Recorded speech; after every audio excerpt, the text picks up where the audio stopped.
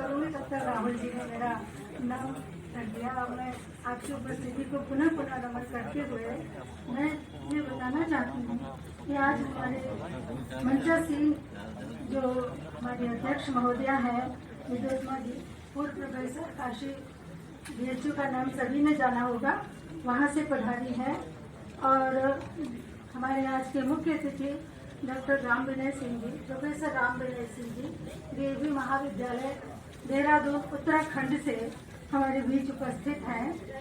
और मैं आप सभी को अपने वरिष्ठ साहित्यकारों के मध्य बैठे हुए देखते हुए मैं अपने मधुकर अस्थाना जी को कभी नहीं भूल पाऊंगी, जो हमको हर मार्गदर्शन देते हुए हमारी इतनी मतलब जो वेदना समझी हमारे कार्य की, वह आप हैं जिन्होंने बहुत सुझाव दिया। और सुझाव के साथ साथ उन्होंने बड़े सराहना भी की।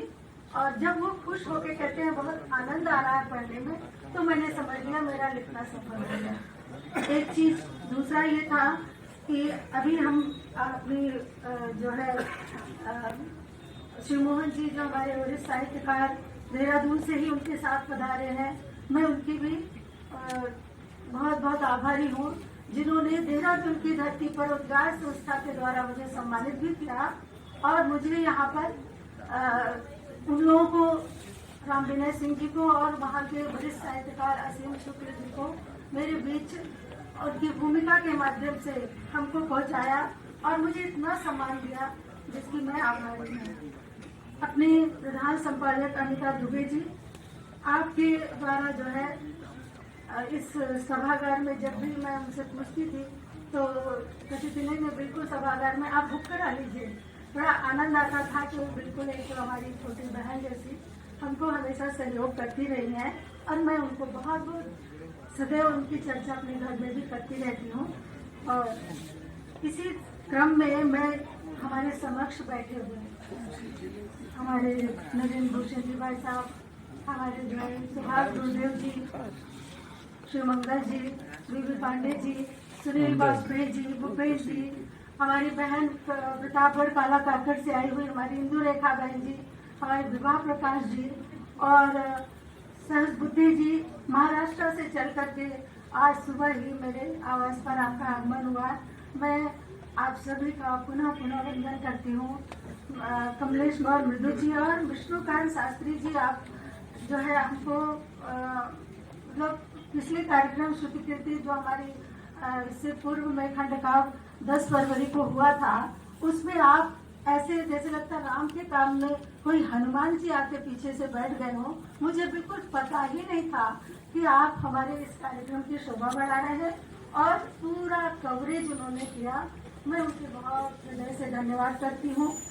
इस प्रकार हमारे जीवन का जो काव्य शिखर है वह ऐसे ही नहीं हुआ हमारे बीच। देखे हमारे करल जी, हमारे जयवैश्य जी और वत्सल जी, ये सब प्रयागराज से पधारे हमारे श्याम पतनपुरी जी और हमारे भाई बंधु और हमारे पंडित मेघ जी, जिन्होंने हमको स्वर से सदैव मुग्ध किया है। ऐसे सभी लोगों का मैं पुनः पुनः वंदन करती हूँ। और इस प्रकार हमारा ये कार्यक्रम आगे बढ़े। मैं चाहती हूँ कि मैं ज़्यादा समय न लूँ, हमें और लोगों से भी सुनना है। और देखिए केदारनाथ पांडे जी भी मुझे दिख रहे हैं। आप शुरू में ही पिछले वर्ष भी आए थे और मेरे एक बार के फोन से इन्होंने उतनी दूर से आने का जो मुझे सौभाग्य दिया मिलने का, वह भी मैं भूल नहीं सकती।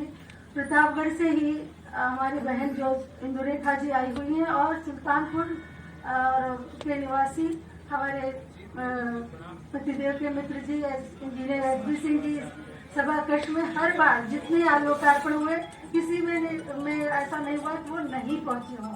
जबकि हम लोग जानते हैं कि रिटायरमेंट के बाद अपने घर गांव देश चले जाते हैं, लखनऊ छूट गया है, लेकिन आना जाना रहता है। वो इतने वरिष्ठ पद पर रह करके भी सभी कार्यक्रमों में हमारी शोभा बढ़ाते हैं। और मित्र उनके ही श्रीपाल जी और हमारे मनमोहन बाड़ा कोटी जी भी दिख रहे हैं।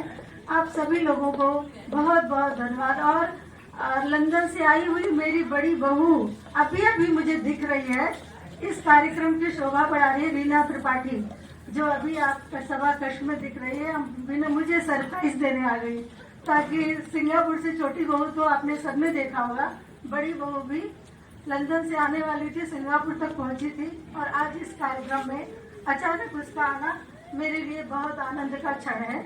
और मैं इसको जो है, और ऐसे मौके पे जब मैं ही माइक पर हूँ, ये सबसे बड़ा जो है क्योंकि मुझे दिख गई हो सामने। तो इस तरह मेरा जो है परिवार इस समय पूर्ण आह्लादित है, और मैं अपने शब्दों को तोड़ मरोड़ के नहीं बोल पा रही हूँ, लेकिन मुझे बहुत ही आनंद हो रहा है। मैं कुछ बातें आपको बताना चाहती हूँ, और कि हमारे जो समीक्षा लिखने वाले हमारे जो साहित्यकार बंधु हैं, और उनकी भी अभी शुभाशंसा आई है। अभी मैं कहूँगी कि आप पढ़ के सुना दें। जयपुर से, सागर से, और अपने हरिशंकर मिश्र जी का जो गुरु की भांति पूरे समय हमारे राम सखा में और श्रुति शत्रुघ्न प्रिया के खंडकाव्य में मेरे शोध के आधार वही थे। मैंने जिस शोध को उनके द्वारा विषय देने पर पूरा किया है, उस शोध में जब जब कभी राम कथा में मैं भटकी या अटकी, तो उन्होंने कहा नहीं, ये प्रसंग यहाँ नहीं, यहाँ करना चाहिए। तो ऐसे कविवर दिनकर की भांति वो हमारे जीवन से जुड़ चुके हैं, और मैं चाहती हूँ कि हमारी बहन विद्योत्मा जी भी संभवतः उनके हमारी इस बात का समर्थन करेगी कि उन्होंने बड़ा ही सहयोग इस राम कथा में हमको जोड़ा है। और मैं दो खंड काव्य जो गत वर्ष भी हुआ और इस वर्ष भी राम सखा निषाद राज को आपके हाथों में सौंप पाई हूँ। एक कथा है, निबंध बंग महिमा में वर्णित है, जो अनंत प्रकाश जी लिखते हैं कि शिक्षा से वंचित हिंदुस्तानी भारतीय नारी हिंदू वनिता पति के साथ विद्या, बुद्धि, वय अर्थात उम्र इत्यादि किसी बात में बराबरी नहीं कर सकती थी। ऐसा था समय। लेकिन आज हमारी विदुषी बहनों को देख करके जो मंचासीन है, मैं कह सकती हूँ कि शिक्षा ऐसी चीज है जिसने हमको इस स्तर पर लाके खड़ा किया कि मैं वह भी कार्य बड़ी बातें कर रही हूँ जो पारिवारिक जीवन और पति के जीवन में होता है, और जो साहित्य में हो सकता है उसको भी मैं पूर्ण करने का पूरा प्रयास करती हूँ। तो इस तरह से हमारा इस प्रसंग को कहने का तात्पर्य यही था कि आज बालक बालिका सम शिक्षा का जो शोध चल रहा है, जिसमें हम सभी लोग यह कोशिश करते हैं कि हमारे घर में कोई शिक्षा से वंचित ना हो। कहते हैं ना कि काव्य शास्त्र विनोदेन कालो गच्छति धीमताम व्यसनेन च मूर्खाणाम निद्रया कलहेन वा। संस्कृत के श्लोक से अर्थात ज्ञानी काव्य शास्त्र का अध्ययन करते, आनंद विनोदपूर्ण अपना समय व्यतीत करते हैं, और मूर्ख लोग निद्रा, कलह, व्यसन इत्यादि में फंसकर जीवन को समाप्त कर देते हैं। पुस्तक राम सखा निषाद राज को अपने सुविचारों से आप सभी ने जो समीक्षाओं के माध्यम से हमें सिंचित किया है, उसके लिए मैं ऋणी हूँ। और इस गरिमा के हकदार मैं ही नहीं, पूरा जो अवध का निवासी होगा वो जानता होगा कि राम हमारे बीच क्या है। वरिष्ठ साहित्यकार असीम शुक्ल जी देहरादून वो लिखते हैं कि राम सखा राम केवल एक आराधना पद्धति विशेष वाले समुदाय से संपृक्त न होकर समस्त मानव मूल्यों, अध्यात्म के नए परिवेश में अपनी पहचान कराती हुई ये राम सखा निषाद राज की पुस्तक है, जिसके लिए मैं उनको साधुवाद देती हूँ, नमन करती हूँ। और प्रोफेसर आनंद प्रकाश जी, अध्यक्ष हिंदी संस्कृत विभाग,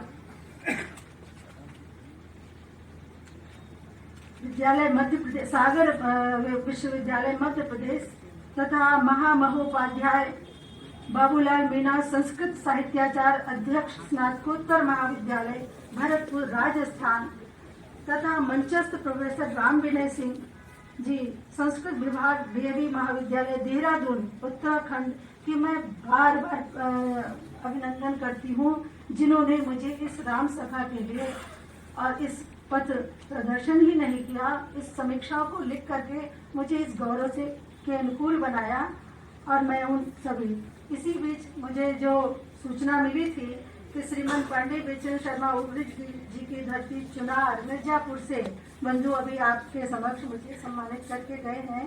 वह देशपथ जो दैनिक समाचार पत्र है लखनऊ का, आदरणीय अनिल मिश्र जी, आप सभी लोग हमारे इतने निकट हो गए इस राम सखा के माध्यम से। मैं राम सखा के निषाद राज का जो हमारे नायक हैं इस खंड काव्य के, उनको बार बार आपके समक्ष क्यों दोहरा रही हूँ, क्योंकि जीवन जो है सखा भाव से ही आगे बढ़ता है, न कि एकाकीपन या अपने को अलग प्रदर्शित करने में होता है कि मैं ही सब कुछ। तो सखा जीवन का यह बहुत बड़ा अमूल्य निधि है राम सखा, जिसमें राम भी प्रभावित हुए हैं, हम तो साधारण मानव हैं।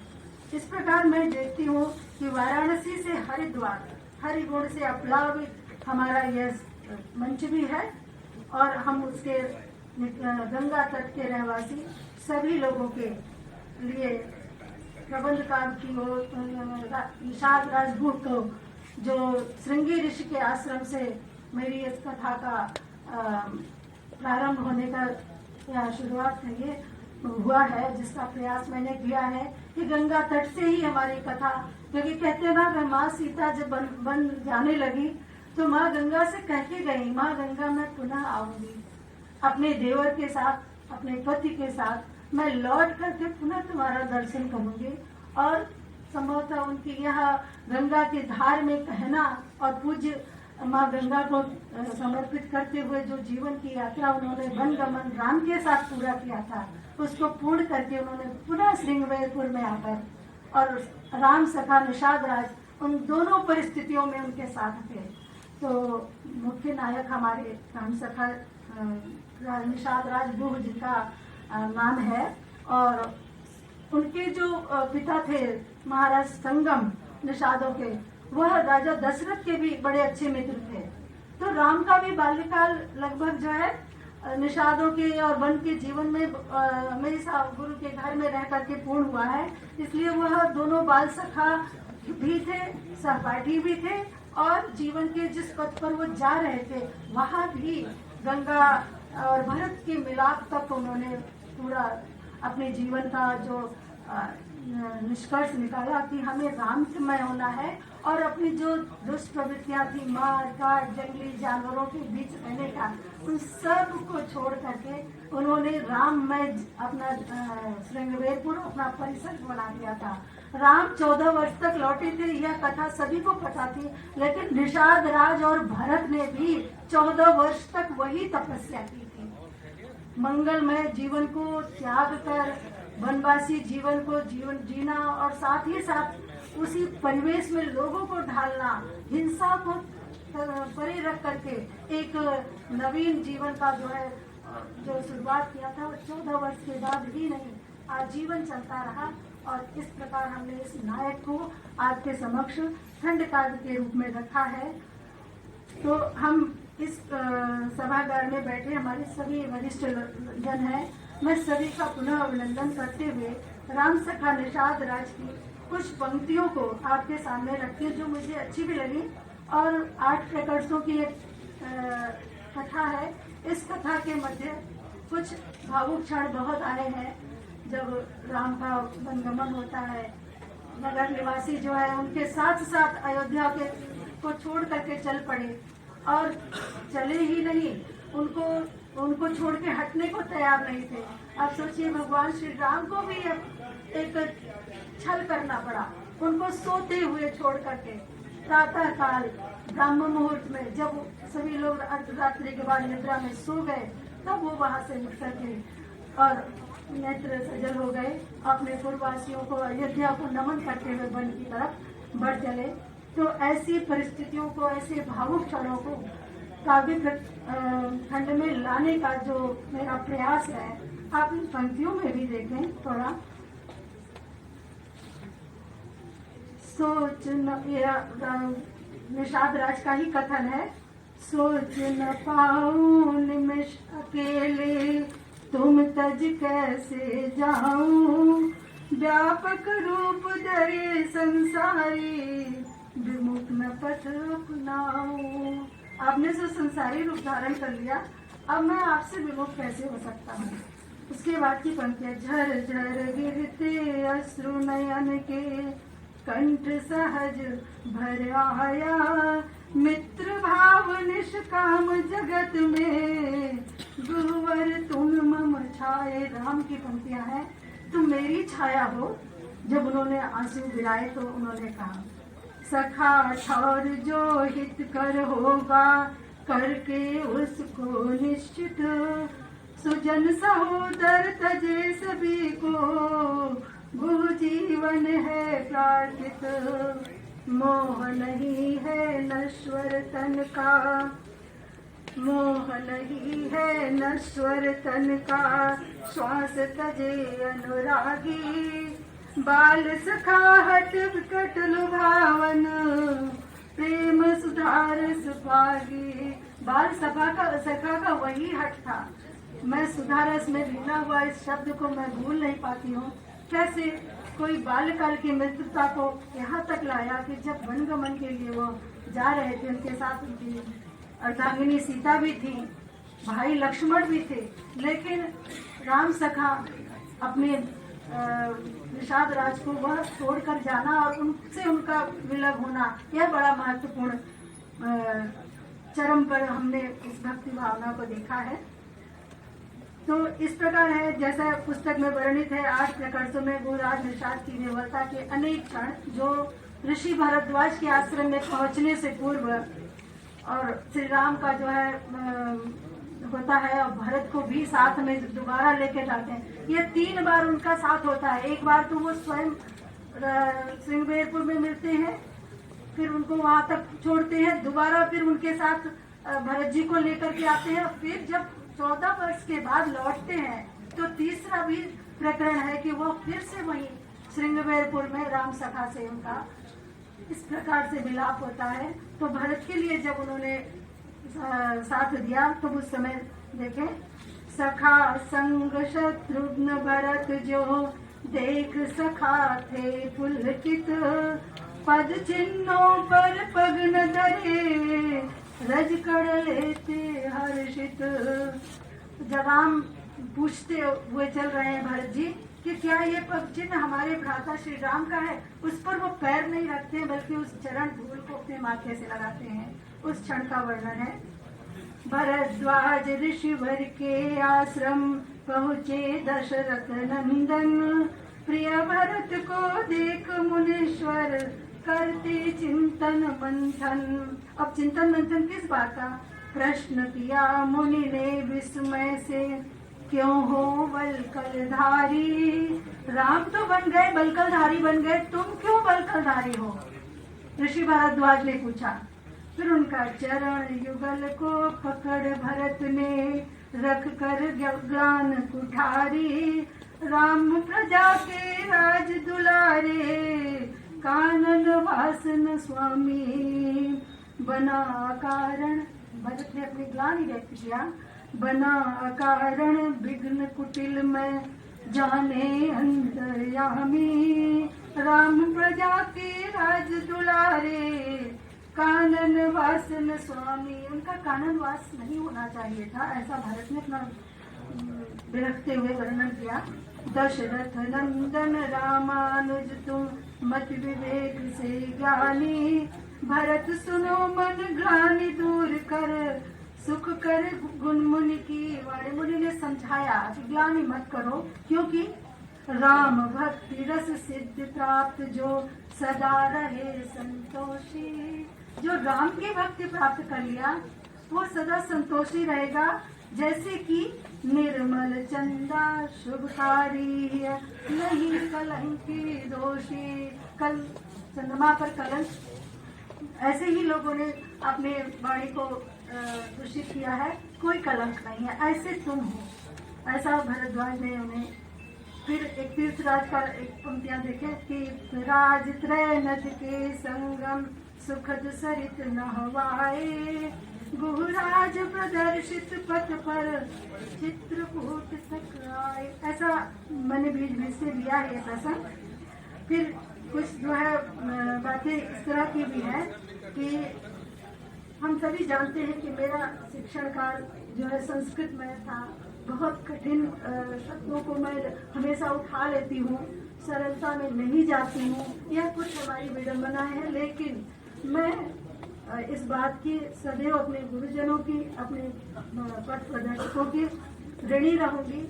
मैंने उनसे कहा, गुरुदेव अगर आप 10, 15, 20 लोग विद्वत समाज उसको पढ़ लेगा तो मैं समझूंगी मेरी कृति सफल हो गई। मैं जनमानस तक कथा तुलसीदास ने इतने वर्षों में लिखा था, आज तक भी लोग उनके अर्थ को समझाना पड़ता है।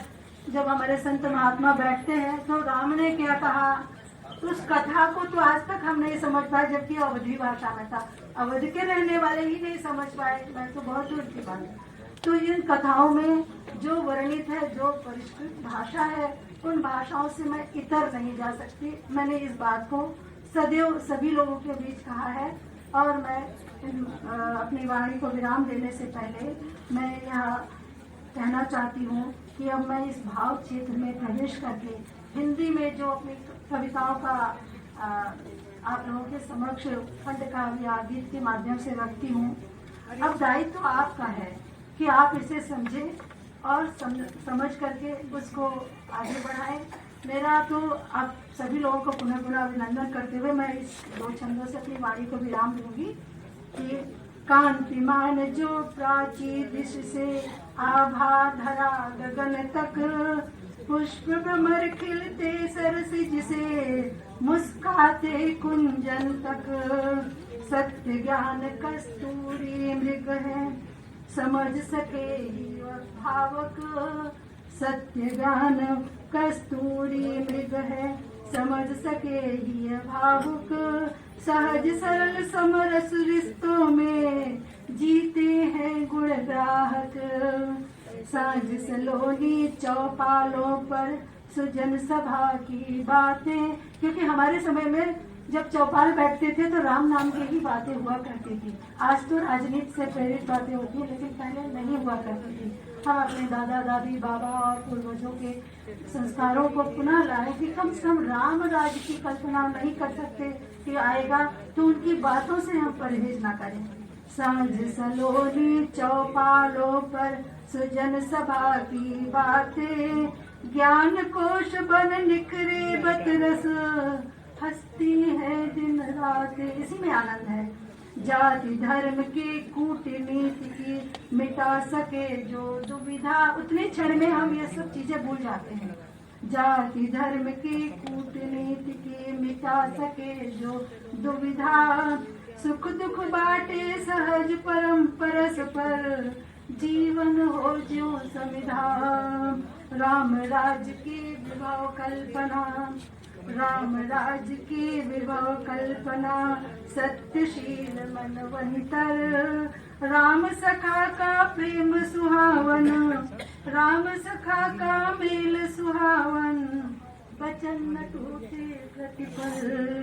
तुलसी मानस रामचरित में, तुलसी मानस रामचरित में, नायक गुवर बेटा, प्रणव मंत्र ओंकार समाहित, स्वर्णिम युग था त्रेता, स्वर्णिम युग था त्रेता।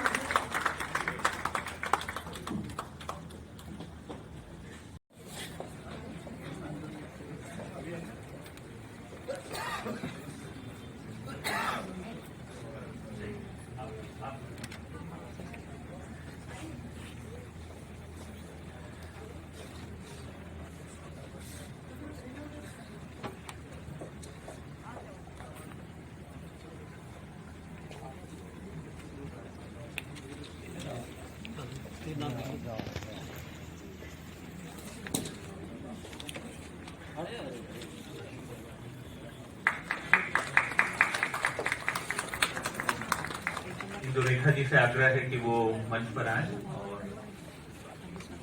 शोभा बढ़ाएं। अब हमारे बीच विशिष्ट अतिथि के रूप में रामकृष्ण शास्त्र बुद्धे सर हैं, जिनका सम्मान सुनील त्रिपाठी जी और श्याम पतनपुरी जी करेंगे।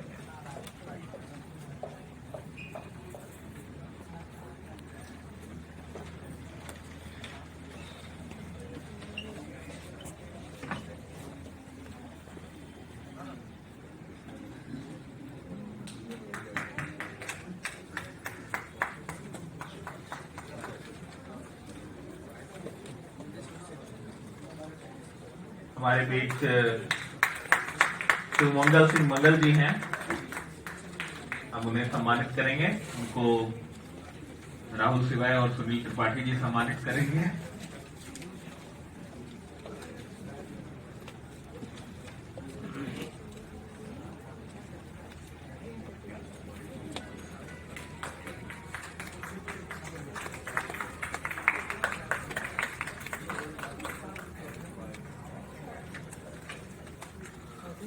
सम्मान के बाद अब मैं अपना दायित्व संचालन का वो शिवमंगल जी को दे रहा हूं। आगे की का संचालन जो है वो शिवमंगल जी करेंगे।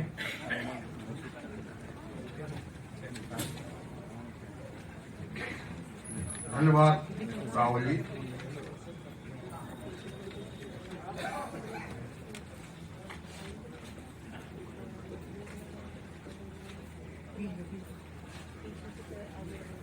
आज इस पवित्र अवसर पर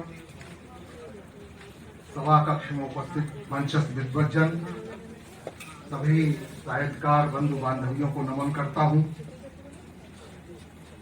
आज जिनकी कृति का लोकार्पण हुआ, आदरणीय डॉक्टर प्रेमलता त्रिपाठी जी, उनको प्रथम बधाई देते हुए मैं 4 पंक्तियां पढ़ रहा हूं। मुझे याद आ रही हैं हरिलाल मिलन जी की कि छुएगा विचारों का आकाश कोई, पढ़ेगा कहानी उपन्यास कोई, और रहेगी हमेशा किताबों की दुनिया, लिखेगा हमारा भी इतिहास कोई, लिखेगा हमारा भी इतिहास कोई। और कभी सुख कभी दुख के किस्से कहेंगी, और गजल गीत दोहों की नदियां बहेंगी, रहेगी हमारी किताबों की दुनिया,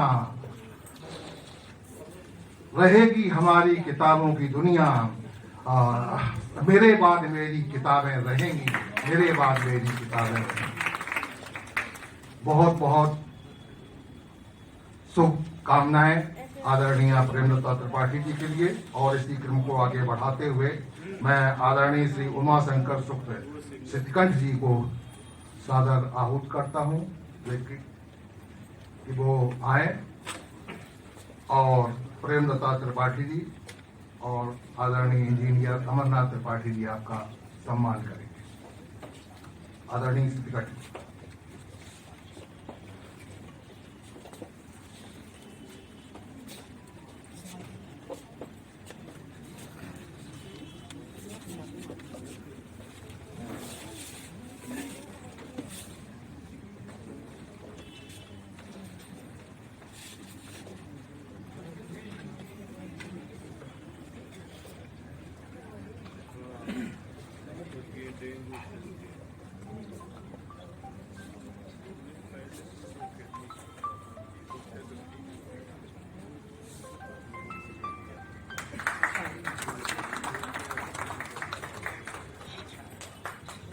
इसी क्रम में आगे बढ़ते हुए मैं आदरणीय श्री अशोक कुमार पांडे अशोक जी को सादर आहूत करता हूं।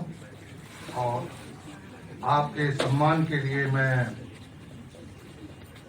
श्री त्रिपाठी जी और प्रेमलता जी को दोनों को आहूत करता हूं। आए और अशोक पांडे जी का सम्मान करें।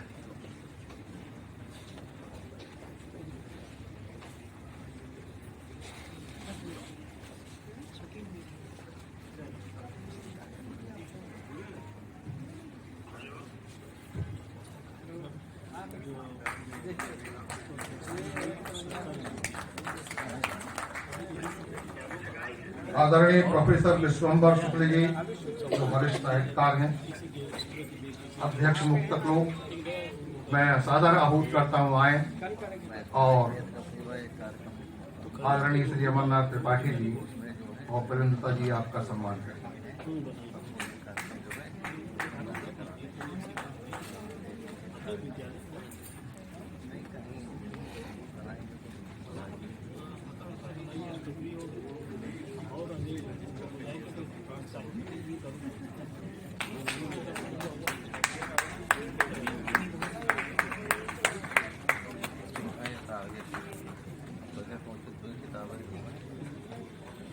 आदरणीय श्री नरेंद्र भूषण जी, अध्यक्ष सुंदरम साहित्य संस्थान, आपका सम्मान आदरणीय त्रिपाठी जी।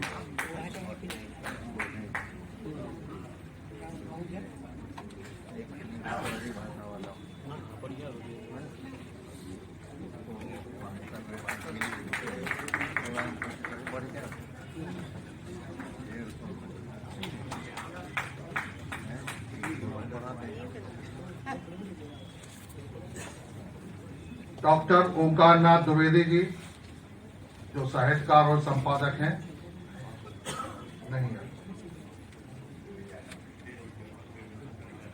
आदरणीय शिवमूर्ति जी, जो कथाकार हैं, उनको मैं सादर आहूत करता हूं आए। और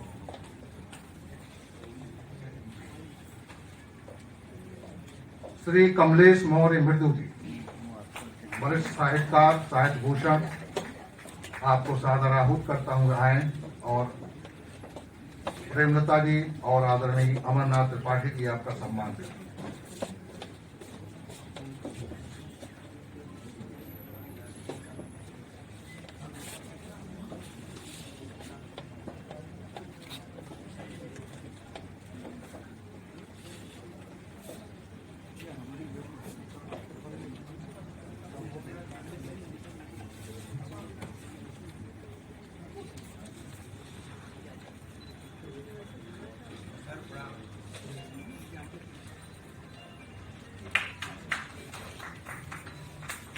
श्री विष्णुकांत मिश्र जी, सादर आहूत करता हूं मैं, आपका भी सम्मान आदरणीय त्रिपाठी जी के द्वारा।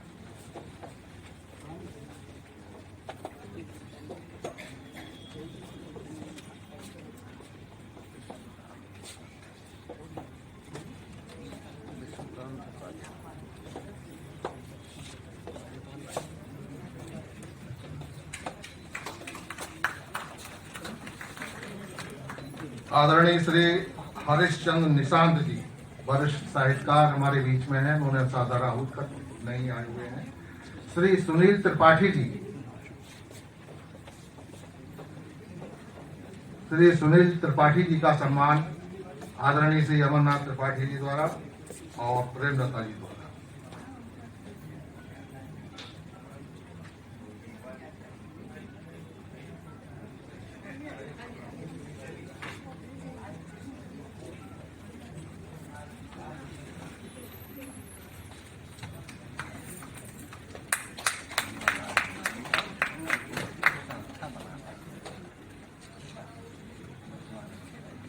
सम्मान का कार्यक्रम यहीं पर। आदरणीय केदारनाथ शुक्ल जी हमारे बीच में है, सादर आहूत आपको किया जा रहा है, आप आए। और श्री अमरनाथ त्रिपाठी जी और प्रेमलता जी, आपका सम्मान बनाए।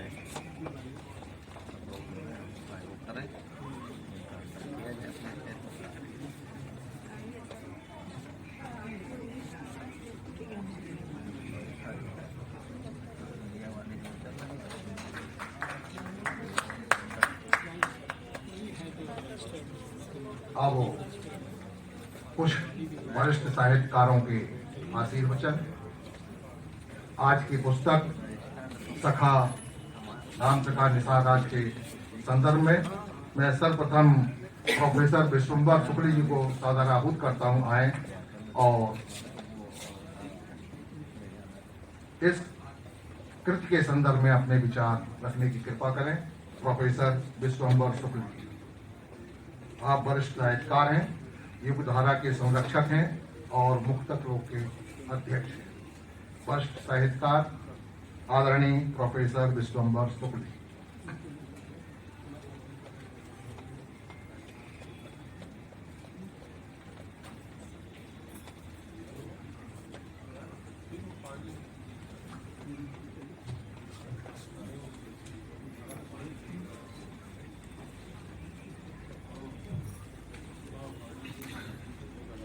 माँ वीणा वादिनी को प्रणाम करते हुए इस समृद्ध मंच पर उपस्थित समस्त विद्वजनों का मैं स्वागत करता हूं और उनके प्रति अपना सम्मान व्यक्त करते हुए प्रणाम निवेदित करता हूं। मेरे समक्ष बैठे हुए वरिष्ठ साहित्यकार तथा युवा साहित्यकार, मेरे कई मित्र, घनिष्ठ प्रभा मंडल के स्वामी, अद्भुत प्रतिभा के धनी कई यहाँ प्रसिद्ध साहित्यकार हैं, उन सबको विनम्र प्रणाम है मेरा, नमन है मेरा। सबसे पहले तो मैं बधाई देना चाहूंगा डॉक्टर प्रेमलता त्रिपाठी जी को। इनका सौमनस्य, इनका सौहार्द, इनकी विनम्रता, इनकी विनयशीलता, इनका प्रखर लेखन सदैव ही प्रभावित करता रहा है और पिछले कुछ वर्षों से इन्होंने कुछ ऐसी ऐसी पुस्तकें लिखी हैं, ऐसे ग्रंथ समर्पित किए हैं जिनका समाज में महनीय मूल्यन किया जाना चाहिए, किया जाता रहा है। विशेष रूप से इनकी कुछ पुस्तकें इन्होंने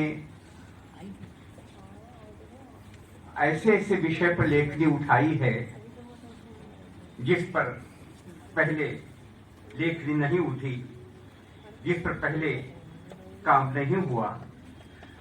जैसे कुछ लोगों ने किया, अच्छा किया, लेकिन इन्होंने उससे भी अच्छा किया। कामत प्रिया शकुंतला खंड काव्य, जिस पर कुछ पंक्तियां मुझे भी लिखने का अवसर मिला था। इसके अतिरिक्त आपकी गीतिका कृति सुधियां जैसे बाह पसारे, मुझे पुनः उसमें सौभाग्य मिला था उस पर कुछ लिखने का।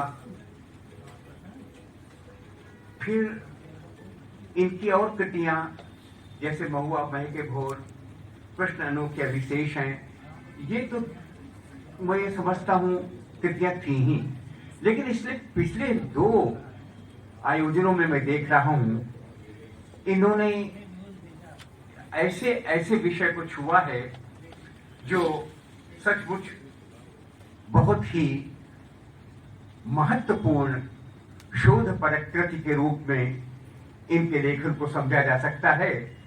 जैसे शुद्ध कीर्ति पर इनकी पुस्तक, उसमें एक ऐसे पात्र को लेकर लिखा गया था जिस पर बहुत कम लिखा गया, और ऐसा ही आज देखने को मिल रहा है। निषाद राज की चर्चा तो बहुत हुई, लेकिन निषाद राज पर पूरी कृति, पूरा वर्णन, पूरा समर्पण और समृद्ध लेखन, मुझे लगता है कि निश्चित रूप से बहुत महत्वपूर्ण कार्य किया है आपने, और इसके लिए बहुत बहुत बधाई आपको। ये मेरा कहा जाए कि मुझे ये अवसर नहीं मिल पाया कि मैं इस कृति पर पहले कुछ पढ़ पाया होता, क्योंकि मेरे पास कृति उपलब्ध नहीं थी। बिल्कुल अभी अभी मुझे कृति ये प्राप्त हुई है, और संयोगवश कुछ निजी फोन आने लगे तो मैं बाहर बार बार जा रहा था, तो इस कृति को मैं पढ़ भी नहीं पाया। लेकिन जैसा मैं देख रहा हूं, इस पर विद्वजनों की सम्मतियां हैं और आदरणीय प्रेमलता जी का अभूतपूर्व लेखन है। निश्चित रूप से यह पुस्तक एक श्रेष्ठ कृति के रूप में पहचानी जाएगी। इस कृति में एक सामान्य रूप में चर्चा की गई है, एक सामान्य पात्र की जो विशिष्ट हो गया है, इस लेखन से ही नहीं हुआ है, वो पहले से ही अति विशिष्ट रहा है और हम सब के लिए बहुत ही प्यारा पात्र रहा है निषाद राज का। तो उन पर इतनी बड़ी कृति का लिखना और उन पर अपने विचार काव्य के रूप में प्रस्तुत करना कोई आसान काम नहीं था। निश्चित रूप से डॉक्टर प्रेमलता जी ने बहुत बड़ा कार्य किया है और मैं इसके लिए उन्हें बहुत बहुत बधाई देना चाहता हूं, उनका बहुत बहुत अभिनंदन करना चाहता हूं। मैं आज तो सिर्फ इतना ही कह पाऊंगा कि राम राज्य की विभव कल्पना, सत्यशील मनवंतर, राम सखा का मेल सुहावन, वचन न टूटे पल भर, तुलसी मानस रामचरित्र में नायक गुहवर वेदता, प्रणव मंत्र ओंकार समाहित, स्वर्णिम युग था त्रेता। ऐसी स्थिति में आपने कितना अच्छा लिखा, कितना सुंदर लिखा। अब इसको पढ़ने के बाद ही मैं संभवतः विस्तार से चर्चा कर पाऊंगा। मैं तो केवल बधाई देना चाहूंगा और आप सबसे विदा लेना चाहूंगा। धन्यवाद आदरणीय शुक्ल जी, बहुत ही सुंदर समीक्षा करते हुए संक्षेप में आपने जो शुभकामनाएं व्यक्त की, अपना आशीर्वाद प्रदान किया, आपको बहुत बहुत धन्यवाद। और मित्रों, मैं देख रहा हूं मंच पर देहरादून, प्रयाग, वाराणसी, प्रतापगढ़, अयोध्या, यहाँ के लोगों का यहाँ समागम है। भगवान राम से संदर्भित सारे स्थानों के लोग यहाँ हैं। राम सखा निषाद राज भी इन स्थानों पर अयोध्या, प्रयाग, वाराणसी, श्रृंगेरपुर और चित्रकूट तक रहे। लेकिन जो राम सखा निषाद राज थे वो कभी नासिक नहीं गए, चित्रकूट से आगे नहीं बढ़े। तो हमारे बीच में एक नासिक से भी श्रेष्ठ विद्वान आदरणीय सहस्त्रबुद्धे जी पधारे हैं कि जहां निषाद राज रखा नहीं गया तो मैं कम से कम निषाद राज सखा जहां रहे हैं वहां जाकर के आदरणीय प्रोफेसर प्रेमलता त्रिपाठी जी को अपना आशीर्वाद दें। मैं सहस्त्रबुद्धे जी से निवेदन करूंगा आए और संक्षेप में अपने शुभकामनाएं व्यक्त करते हुए अपना आशीर्वाद प्रदान करें।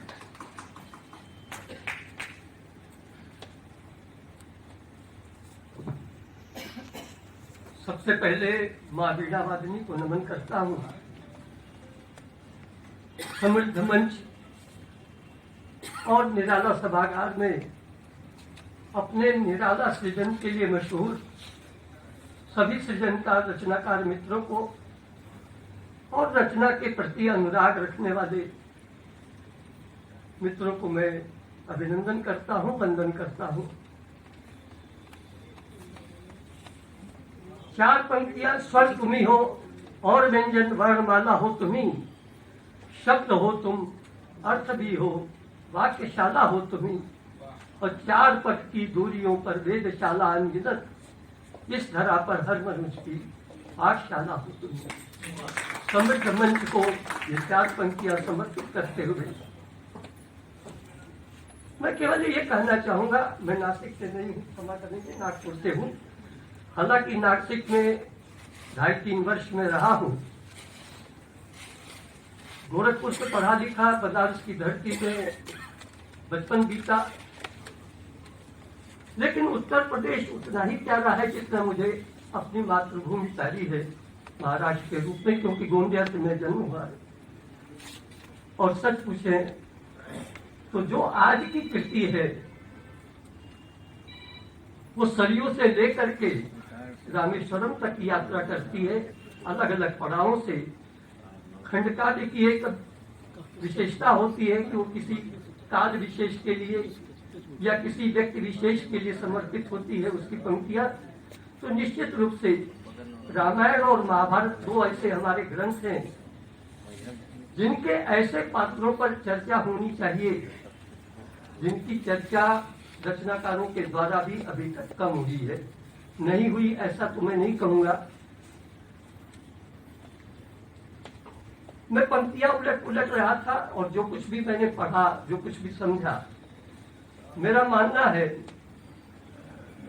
कि इन 2 ग्रंथों में आपको सामाजिक समता, समरसता, एकात्मता, बंधुता, आत्मीयता, मित्रता, इन सब की परिभाषाएं मिलती हैं।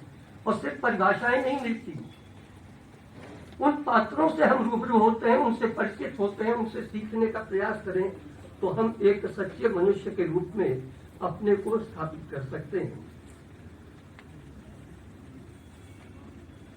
प्रेमलता जी का परिचय 4-5 साल पहले या 6 साल पहले हुआ था और उन्होंने मुझे कृतियां दी थी, उनकी गीतिकाएं पढ़ी, उनके गीत पढ़े। मैंने उन पर कुछ काम करने का एक दुस्साहस किया। उन्हें कितना पसंद आया, कितना समझ में आया मेरी बात, मैं उन तक पहुंचा पाया, मैं नहीं जानता। लेकिन एक और आवश्यकता मुझे महसूस होती है। मैं इस बात को इसलिए जोड़ रहा हूं, निराला और पंत महादेवी दिनकर का एक युग था। वे परस्पर चर्चाएं करते थे। चर्चाएं आज भी होती हैं, अगर नहीं होती तो आज इस अवसर पर हम आप नहीं मिलते। लेकिन इन चर्चाओं को एक दिशा देने की भी आवश्यकता मुझे प्रतीत होती है व्यक्तिगत रूप से। हम समकालीन रचनाकारों की रचनाओं पर दृष्टिपात करें, उनके लेखन को, उनके संदर्भों को वर्तमान से जोड़ें और भविष्य की योजनाओं पर हम अपनी नजर रखें। मेरा कहने का सीधा सीधा अर्थ है कि उनकी रचनाओं का मूल्यांकन शोध परक भी हो, सृजन के साथ उनके संबंधों को हम अपने से हृदय से जोड़ सकें एक दूसरे को और आने वाली पीढ़ियों को उसका सार दे सकें। तो इस तरह के आयोजन, इस तरह के लोकार्पण और इस तरह के सृजन की सार्थकता सिद्ध होगी। नरेंद्र भाई बैठे हैं, मैं उन्हें भी नमस्ते करता हूं। और जो ऐसे पात्र हैं जिनकी चर्चाएं नहीं हुई, लेखन के क्षेत्र में उनको सामने लाने की आवश्यकता है। स्थानीय स्तर पर भी, राष्ट्रीय स्तर पर भी और विभिन्न विधाओं के माध्यम से यह काम किया जा सकता है। इस दृष्टि से पिछले 2 कामत प्रिया को मैं पूरा नहीं पढ़ पाया हूं, लेकिन शिल्पी कीर्ति के माध्यम से उन्होंने जो एक नया स्वरूप निकाला है या ढूंढने का प्रयास किया, लिखने का प्रयास किया है, मैं निश्चित रूप से उनके शुभकामनाएं देता हूं। उम्र भी छोटी है, आशीर्वाद भी देता हूं कि इस साहित्यिक यात्रा में, इस शब्द यात्रा में वे ऊंचाइयों को स्पर्श करें और एक ऐसा मुकाम स्थापित करें जिससे आने वाली पीढ़ियां हमसे, आपसे, उनसे सीख सकें। इन शब्दों के साथ अपनी वाणी को विराम देता हूं। जय हिंद, जय भारत, जय भारत।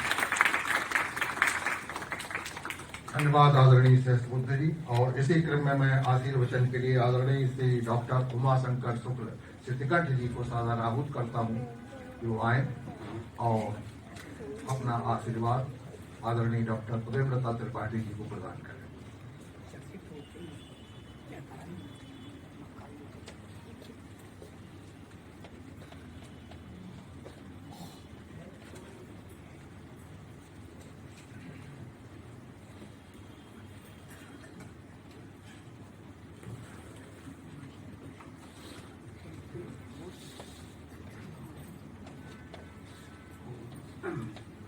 वंदे प्रतिभां शिवां। सम्मानित मंच पर विद्यमान समस्त सज्जनों का सादर नमन वंदन करता हूँ और सभागार में बैठे हुए समस्त साहित्यकार बंधुओं एवं साहित्य प्रेमियों का सादर स्वागत वंदन।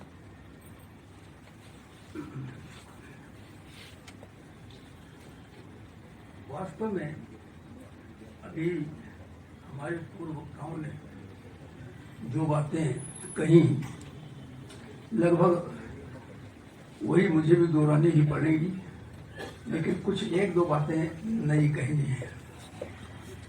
इस साहित्यकार का सबसे बड़ा लक्ष्य यह है कि मानव जीवन को संस्कारित करने वाले प्रसंगों को हमारे सामने रखे। इसको ये कहा जा सकता है कि साहित्य का उद्देश्य उपयोगितावाद आप बता रहे हैं, तो केवल उपयोगितावाद तो नहीं है, लेकिन उपयोगिता भी अनिवार्य है, क्योंकि गोस्वामी जी ने कहा था कीरत भरित भूति बल सोई सुरसर संस्कार हेतु। तो लोकमंगल की भावना को लेकर के साहित्यकार चलता है, यही उसकी सबसे बड़ी विशेषता है। अभी भाई शास्त्र बुद्धे जी ने कहा हमारे दो महाकाव्य जो हैं रामायण और महाभारत, ये भारतीय संस्कृति के मूलाधार है। हमको यदि भारतीय जीवन को, संस्कृति को, सभ्यता को, यहाँ के रहन सहन को, नैतिक मूल्यों को भली प्रकार से समझना है, तो उसके लिए कम से कम वाल्मीकि रामायण जो हमारा आदि काव्य है और तुलसीकृत रामचरितमानस, इन दोनों का अध्ययन बहुत अपेक्षित है। हमारे इसमें परिवर्तन कुछ हमारे साहित्यकारों की दृष्टि कहीं कहीं पर अपने ढंग से बहुत सी चीज़ों को लेती है, लेकिन उनको अपने नए ढंग से प्रस्तुत करती है। गोस्वामी जी ने कथा तो वाल्मीकि रामायण से ली आधारभूत, लेकिन अनेक ग्रंथों से उन्होंने महत्वपूर्ण प्रसंगों को लिया, और सबसे बड़ी विशेषता उनकी यह है उनकी संदर्भण कला, जिसको हम प्रसंग विधान भी कह सकते हैं। कौन सी चीज कहाँ पर होनी चाहिए, इसका ज्ञान और इसका ध्यान साहित्यकार के लिए बहुत आवश्यक है। गोस्वामी जी में ये विशेषता अपने चरमोत्कर्ष पर दिखाई देती है। निषाद राज का प्रसंग वाल्मीकि रामायण में भी है, वहां पे दशरथ के मित्र के रूप में है। इसके अतिरिक्त उनकी भक्ति, उनकी अनुरक्ति उस प्रकार की नहीं है जैसी रामचरितमानस में तुलसी जी ने प्रस्तुत की है, तो ये उनका अपना वैशिष्ट्य है। इसी प्रकार से अगर हम देखें तो निषाद राज की चर्चा तो वाल्मीकि रामायण में है। एक दूसरा जो छोटा सा निषाद है जिसको हम केवट कहते हैं, केवट प्रसंग। अब केवट प्रसंग वाल्मीकि रामायण में नहीं है, कहीं पर उसका उल्लेख नहीं है केवट का। तुलसी की विशेषता है कि उन्होंने उसको रखा, कहाँ से ला करके रखा, अध्यात्म रामायण में ये प्रसंग है। ये प्रसंग जब मिथिला की यात्रा के संदर्भ में वहां पर केवट की बात आती है, लेकिन तुलसी ने आप देखिए वहां नहीं रखा, उन्होंने यहाँ पर रखा। जब चित्रकूट जा रहे हैं, इस प्रसंग में ला करके केवट प्रस्तुत किया है, तो अत्यधिक समीचीन है। कितना प्रभाव उसका बढ़ गया है, ये ध्यान देने की बात है। तो ये संदर्भण कला या ये प्रसंग विधान जो है, ये महाकवि की, श्रेष्ठ कवि की बहुत बड़ी विशेषता होती है। और डॉक्टर प्रेमलता त्रिपाठी जी संस्कृत साहित्य की विदुषी हैं ही, उनके पास अक्षय शब्द भांडार है और उर्वर कल्पनाशक्ति है। उन्होंने बहुत बड़ा कार्य ये किया कि जो हमारे रामायण के उपेक्षित पात्र हैं उनको लेकर के लिखना आरंभ किया। ताम्र प्रिया की चर्चा हुई थी, शत्रुघ्न प्रिया को लेकर के आप देखें, श्रुतकीर्ति पर उन्होंने खंडका में लिखा। श्रुतकीर्ति की चर्चा बिल्कुल मानस में तो लगभग नहीं के बराबर है। गोस्वामी ये कार्य महेश्वर गुप्त ने किया था, उन्होंने उर्मिला को लेकर के साकेत महाकाव्य लिखा। तो उसी परंपरा को आगे बढ़ाते हुए डॉक्टर प्रेमलता त्रिपाठी जी ने आप देखें श्रुतकीर्ति को लिया, मांडवी पर भी लिखा गया है। श्रुतकीर्ति पर संभवतः आपने भी लिखा है, हाँ, डॉक्टर अमिता त्रिपाठी जी ने एक उपन्यास संभवतः आपका है इस पर, तो उन्होंने लिखा। और फिर डॉक्टर प्रेमलता त्रिपाठी जी ने उसको काव्य के रूप में हमारे सामने प्रस्तुत किया, जिसमें संपूर्ण नारी जीवन का एक आदर्श स्वरूप दिखाई देता है। भारतीय नारी के सारे गुण, संपूर्ण विशेषताएं उसमें सन्निहित हैं। ये उसका बहुत बड़ा वैशिष्ट्य है। तो बड़ा कार्य किया, एक चरित्र को संपूर्णता देकर के हमारे सामने प्रस्तुत किया।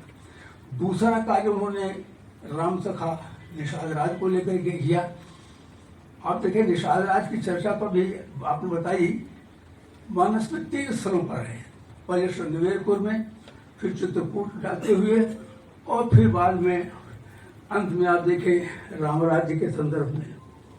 एक विशेष बात यह है कि ये सारी चर्चाएं तो हैं, ये कथा आप इसमें पढ़ेंगे, कुछ तुम पढ़ लीजिए इसमें सबसे बड़ी मौलिक उल्लेखनीय विशेषता जो इनकी है वो ये है, आपने जब राम राज्य स्थापित हो जाता है, राम अधिष्ठित हो जाते हैं सिंहासन पर अयोध्या में, तो वहां तो हर्षोल्लास मनाया जाता है, उत्साह मनाया जाता है।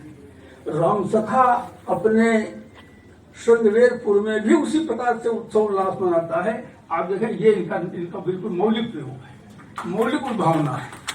तो जो श्रेष्ठ कवि होता है, जो प्रतिभा संपन्न कवि होता है, वो मौलिक उद्भावनाओं के द्वारा नवीन प्रसंगों का विधान करता है। इसके माध्यम से निषाद राज के चरित्र को में एक विशेष निखार आ गया है, वो अपनी बहुत ऊंचाई के ऊपर पहुंच गया है।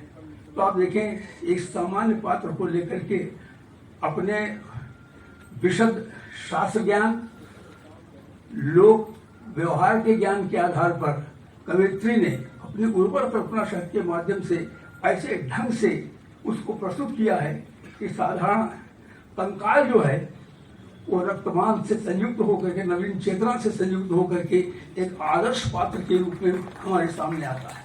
ये सबसे बड़ा वैशिष्ट्य है। तो मैं उनकी इस मौलिक उद्भावना शक्ति की हृदय से प्रशंसा करता हूँ और बहुत बहुत बधाई देता हूँ ऐसे श्रेष्ठ काव्य की सृजना के लिए। आशा करता हूँ कि भविष्य में अन्य जो उपेक्षित पात्र हैं जटायु जैसे, उन पर भी उनका खंड काव्य आएगा, आना चाहिए।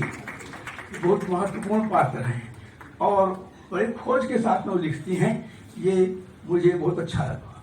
और आप देखें, उसमें जो प्रसंग है पूरे, अब आप इस काव्य को पढ़ करके देखिए, एक भाषा का स्तर, उच्च कोटि की साहित्यिक स्तरीय भाषा उन्होंने अपनाई ली है और शब्दों का संयोजन भी बड़े उपयुक्त ढंग से किया है।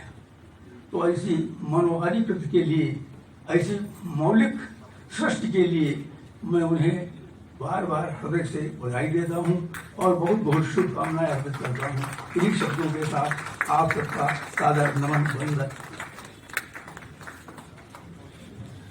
धन्यवाद आदरणीय प्रोफेसर शुक्ल जी। और इसी क्रम में आगे बढ़ते हुए मैं आदरणीय भाई अशोक पांडे अशोक जी को सादर आहूत करता हूं कि आए और अपने आशीष वचन से आज की कृतकार आदरणीय डॉक्टर प्रेमलता त्रिपाठी जी को अभिषिंचित करें। भाई अशोक पांडे अशोक।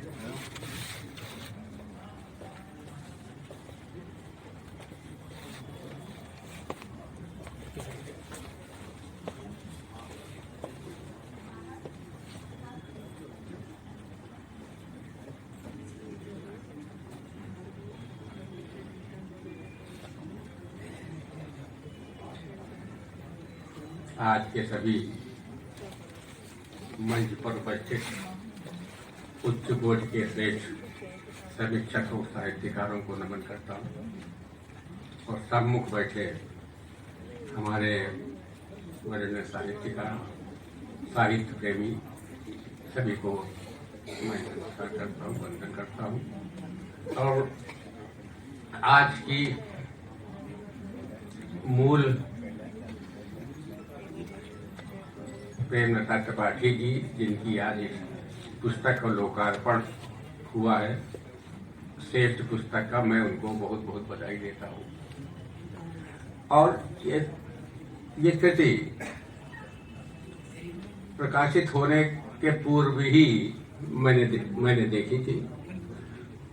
और सबसे बड़ी बात यह है कि अब तो इस समय जहाँ हमारे पूज्य प्रोफेसर सिद्धकंठ जी, डॉक्टर बोल चुके हो, विशंबर शुक्ल जी, और उसके पश्चात मेरे लिए तो कुछ है ही नहीं। लगता है कि जो कुछ मुझे कहना था पहले ही हो चुका है, तो पृष्ठपेषण करने की कोई आवश्यकता नहीं होती। तो मेरे जैसे साधारण व्यक्ति को तो कोई इतना मतलब ज्ञान भी नहीं है कि मैं उसमें कुछ नयापन निकाल सकूं। और किसी भी खंड काव्य या महाकाव्य लिखने के लिए बहुत प्रतिभा की भी आवश्यकता होती है, बहुत कठिन भी होता है लोगों को लिखने के लिए। यूं तो इसको रचनाएं जो हृदय में उपजी, जो भाव उठे वो आपने लिख दिया, मगर किसी प्रबंध के रूप में अगर जो आप उसको प्रस्तुत करते हैं तो उसमें बहुत चीजों का ध्यान रखना पड़ता है। तो एक तो सबसे बड़ी बात यह है कि अगर रामचरितमानस को देखें तो 7 कांडों में है, और उसमें विद्वानों ने, कि मेरी कोई बात नहीं है, विद्वानों ने कहा है कि रामचरितमानस के 7 कांडों में आगे जो सबसे श्रेष्ठ कांड है तो अयोध्या कांड है। उसका मूल कारण, बालकांड और अयोध्या कांड, उसका मूल कारण है कि इसमें नैतिक मूल्यों की स्थापना हुई है। जैसे जब राम बन जाते हैं तो भरत उसको स्वीकार नहीं करते हैं, मनाने जाते हैं राम को। तो वो एक भाई का प्रेम, जैसे एक परिवार में जैसे भाई भाई का प्रेम और पत्नी का संबंध, जो भी जितने भी संबंध है सबकी स्थापना हुई है। और देखिए समन्वयवाद, जैसे वो निषाद राज जब भरत वो वशिष्ठ जाते हैं तो वशिष्ठ जानते ही भाई ये बहुत मतलब विद्वान व्यक्ति हैं और हम कहाँ निषाद, तो दूर से वो दंड प्रणाम करता है, मगर वो उसको दौड़ करके अपना सब दंड कमंडल फेंक दौड़ के उठा करके सीने से लगा लेते। ये जो समन्वय हुआ है उस समय का, ये ही इसीलिए जो है विद्वानों ने ये कहा कि अयोध्या कांड ही सबसे ऊपर है, सर्वश्रेष्ठ उन 7 कांडों में, क्योंकि इसमें जो है व्यक्ति के जीवन पद्धति को प्रस्तुत किया गया है। तो ठीक ऐसे ही आज के इस कांड आप में डॉक्टर प्रेमलता त्रिपाठी जी ने, चूंकि ये संस्कृत के विद्वान है और उसमें बहुत टकसाली और सुंदर भाषा में प्रस्तुत किया है। और सबसे बड़ी बात यह है किसी भी खंड काव्य और महाकाव्य लिखने का उद्देश्य क्या है, कभी कहना क्या चाहता है। यूं तो बहुत लोगों ने खंड काव्य लिखा, बहुत लोगों ने महाकाव्य लिखे एक ही विषय पर, मगर ये जो निषाद राज पर ये जो खंड काव्य है, मेरी दृष्टि में शायद पहला है, या पहले भी लोगों ने लिखा होगा, ऐसा हम नहीं कोई दावा करते, मगर मेरी दृष्टि में पहला है।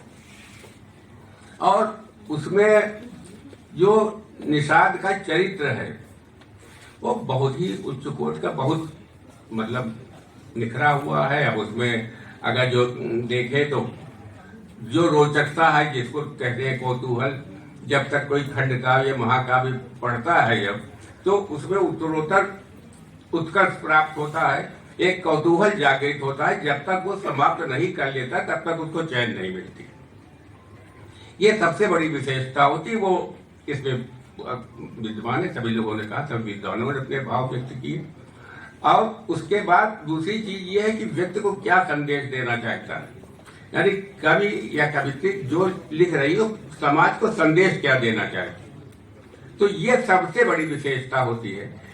यूं तो एक तो रोचकता और उससे संदेश क्या मिलता है, समाज को क्या शिक्षा मिलती है। यूं तो बहुत लोगों ने प्रेषण करने की कोई अवस्था जब तक उनको नयापन न हो। आदरणीय श्रीकंठ जी ने अभी जो नयापन है, जो नए ढंग से आपने प्रस्तुत किया, उसको उस पर उन्होंने बहुत विस्तृत प्रकाश डाला। तो इसीलिए इसकी जो अमरता है स्वयं से इसीलिए होती, जन जन में व्याप्त इसीलिए होता है कि जब इसमें एक कोई नयापन हो। ये तो बहुत लोगों ने लिखा, वाल्मीकि जी ने लिखा तो तुलसीदास जी को क्या आवश्यकता थी, तुलसीदास जी ने लिखा तो और लोगों को क्या आवश्यकता थी। परंतु बात केवल यही है कि जो लोग लिखते हैं अपने ढंग से मतलब लिखते हैं और अपना संदेश देना चाहते हैं। जैसे एकलव्य पर बहुत लोगों ने लिखा, राम कुमार वर्मा जी ने लिखा, मगर एकलव्य पर महाकाव्य लिखे, खंड काव्य लिखे, पर तो आज भी लिखे जा रहे हैं। मगर कारण क्या है कि उसमें जो कवि जो कहना चाहता है, अब किसी ने उसको उसमें ब्राह्मणों पर लांछित किया, किसी ने कुछ किया, मगर वास्तविकता क्या थी। जो द्रोणाचार्य ने एकलव्य का अंगूठा मारा, उस वास्तव में मतलब क्या उसकी समझ कर, क्योंकि राजघराने का था नहीं। तो इसीलिए अगर जो किसी सेना में ही भर्ती होता, अगर जा करके इतना वीर वो पुरुष था, तो अगर जो मान लीजिए उसका राजा अन्यायी होता तो फिर देश का क्या होता। तो ये सब जब भगवान कृष्ण ही मतलब उसमें बता रहे हैं, वही मतलब उनको द्रोणाचार्य भाई अपने देश की रक्षा के लिए, अपने धर्म की रक्षा के सभी का अपना दायित्व है। तो इस ढंग से भी लोगों ने देखा। तो कहने का तात्पर्य ये जो आपका खंड काव्य है, ये वास्तव में एक नवीन चिंतन है। इसमें समाज में से इससे बहुत कुछ मिलता है, समरसता मिलती है और कुछ नयापन मिलता है। जब तक जैसे तिकरण जी ने कहा कि नयापन, जब तक जो लिखा आ रहा है उसको हम जब तक पढ़ते हैं तो उससे कोई वो नहीं थी, जब तक इसमें नयापन न हो, अपनी दृष्टि न हो। तुलसीदास जी ने भी अपने नयापन अभी प्रस्तुत किया कि बहुत मतलब ये नयापन है, केवल तो प्रसंग यहाँ पर ये, यहाँ पर ये।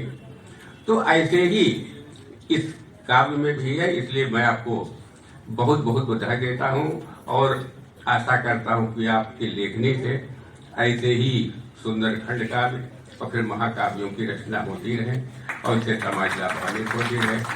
बहुत बहुत धन्यवाद, बहुत बहुत बधाई।